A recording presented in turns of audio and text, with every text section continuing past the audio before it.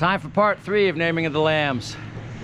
And this is your friendly neighborhood shepherd after a long hard day, looking slightly bedraggled. Now the 2 sets of lambs for today have quite the story behind them, which we'll get to right now.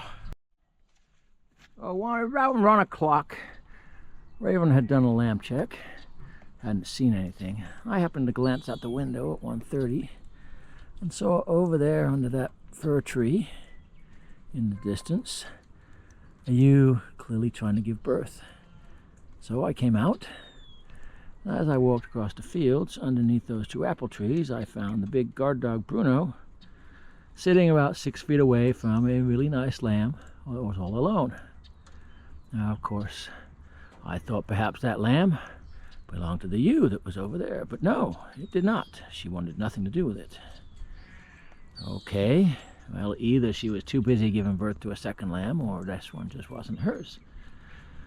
Much searching eventually found his mother way over there by the manure pile. Turns out that Mr. Bruno had decided that that baby needed protection and the mom had ran away. This can be a problem when guard dogs are in their first lambing season or a little hyperprotective. Anyway, setting Raven to get this ewe and her lamb into the barn, I went back over to the tree to see about the one under there. And what did I find but a ewe with the lamb's head partially out, with his tongue off to the side, which is never a particularly good sign, and struggling and making no headway at all. And there clearly was something wrong, and no feet were showing, just the head. So it was time to help. So we walked her all the way over and put her in the barn, and then the fun began. Once we got the ewe into the barn, it was time to figure out what was going on.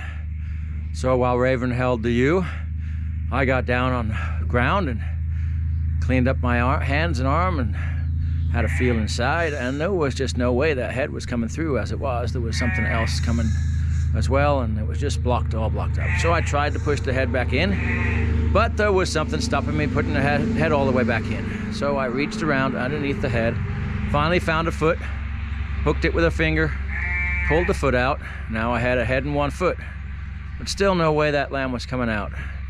So I reached back underneath again and fiddled around and found another foot. Pulled it out. Sure enough, it looked like the other front foot, but all I could see at the time was the hoof. Struggled some more, got it out a bit further, and it was just not coming. Every time I tried to pull that hoof out, it just got pulled back in. So, okay. So I reached in further and I grabbed the first joint and tried to pull it that way, and lo and behold, the leg appeared slightly, and it was a different color. The first lamb was black and this leg was white. So now I knew for sure that we had 2 lambs trying to come out at the same time. So I pushed the white leg back in, found the white nose, pushed it off the shoulder of the black one, used the one leg and the head to get the black lamb out, and then the head of the white lamb popped out, and we quickly got the second one out as well. And fortunately, both lambs survived the experience. So let's meet everybody from the day of adventure. So all the fun started on the 26th, about 1:30, and here's the single boy that the guard dog decided needed to be his. His name is Paladin. He is one that we care quite a lot about because he has what we call the Darrow markings, but he is not a Shetland. His dad was half Shetland and a son of the original Darrow, and so it is really pleasing to see that this color scheme is coming down into some of the other lambs. So hopefully he'll grow up to be a big strong boy and join the breeding flock.